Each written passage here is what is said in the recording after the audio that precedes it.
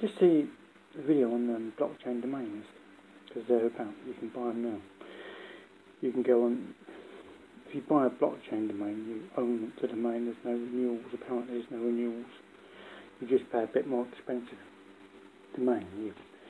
So you're going to pay a couple £100, that's it. You don't actually pay any, you own it, whereas a .com you've got to pay 10, 15 quid every year, but you own it, yeah?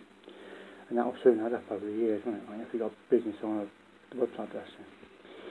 I make these videos for me, but to look it back at, but if they help you, that's fine. But then again, right, this is going to be a bit of a waffle, but it's how I get to where, basically, the internet's been about for however long it's been about, like, yeah, but it's only been about. Okay, you can go back, it was invented in the 60s or whatever it was, but basically, yeah, the internet wasn't really any good until about 2000.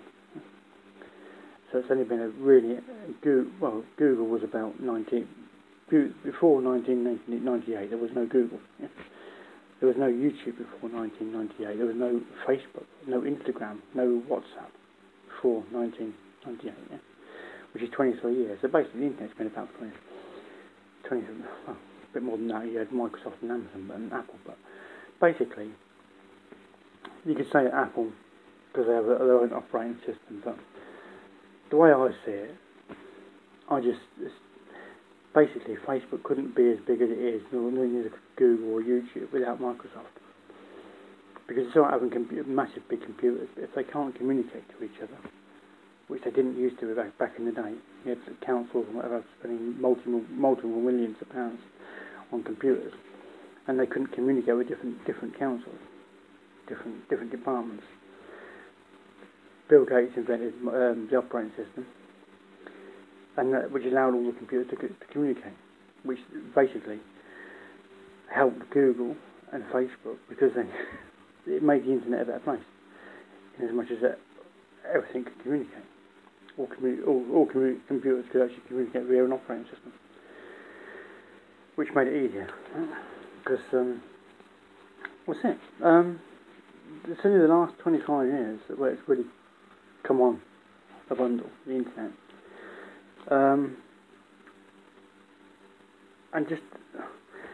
But we're in. Basically, Microsoft built the motorway, and Amazon, Google, Alphabet, we call it, YouTube, yeah, Instagram, WhatsApp, Facebook, whatever, yeah. They're just huge juggernauts on a big motorway built by Microsoft. Yeah. Without Microsoft building the motorway, they'd still be on the backlands, on the country lines, right? That's the way I see the internet, right? Whether it is, you've got your own opinions, I've got mine. But then I buy my domains, my tech concepts based on that principle. And then what Google and Facebook can achieve, because they've got the funding method in place, and how they fund causes problems for countries, because they fund differently than countries. Countries take off the people, whereas Facebook, Google, whatever, give to the people for free, and businesses, which attracts businesses, and businesses pour ad dollars in, which people making content get some of. Yeah. But that's a bit about the waffle.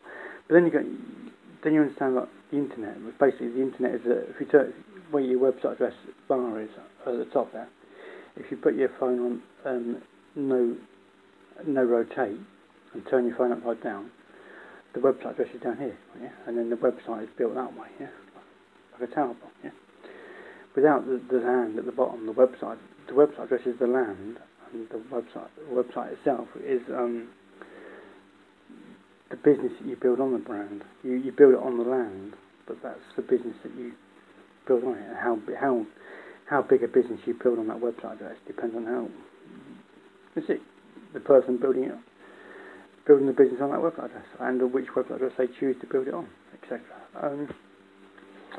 But then you got blockchain, and the land, which is like you got your .coms, and you got your ccTLDs like .co.uk, .uk, whatever. Yeah, Now you've got blockchain land, effectively, because you've got .bitcoin, .wallet, .crypto, .coin, .888, .zil, .dao. These are all blockchain domains. So if you see these, you can tell it's a blockchain. And you may have to get different plugins on you to actually access. I don't know, but it's all new. This blockchain domains. We haven't even got past NFTs, which are still new. This is December 2021, so basically 2022 almost, right? By about a week or so. NFTs have only been around since about 2017. Then you've got GTLDs have been about since 2013. Crypto is 2008. Bitcoin, November 2008. Invented in a recession of 2008. But Bitcoin had a moment where it was doing nothing and then it just went out. GTLDs will have a moment. It won't be that far away. Because the blockchain domains are also blockchain GTLDs. But they will have a moment where someone's going to actually buy an absolute worldly website address for not a lot of money, and someone's going to want it, and they'll pay proper top dollar for it. That isn't far away. Proper. We had Voice.com sell for $30 million. The person that sold it openly said what it sold for, and they negotiate and all that. You just only got to look on YouTube. You just type Voice.com sale, and you only got to type Voice most expensive website addresses in the world. Most expensive website addresses into Google, and you get lists of how many people pay millions of dollars for website addresses, and that's just the traditional. You want to call them legacy domains, if you want to call them that. But then you've got the blockchain domains, which are brand new, like 2021. But the problem is we've got a crypto problem, because now there's a lot of people made an absolute fortune in crypto, a fortune, right? And the problem is now that I reckon powers that be are going to work back through the blockchain transactions. And all those that have got crypto are going to have to pay whatever, X amount, percentage, 25%, whatever it is. Whatever, it could be anything. And if that made that much, it could be more than that, paying that to the powers that be. But that will pose a problem, because as they have made that much money, and they won't have all of it left. There'll be people going crypto bankrupt because of having to pay on the fortunes of the crypto that they had originally, and made a fortune on the profit before this new law came out about 3 or 4 months ago. It's in 2021. It's come out about crypto law, because the powers that be have spent a few quid that they want. That's that. But that's basically, and they can do that from Google. Just type in Google any day of the week, and Google will tell you what price of cryptocurrency is, Bitcoin, whatever, or Ethereum. Right?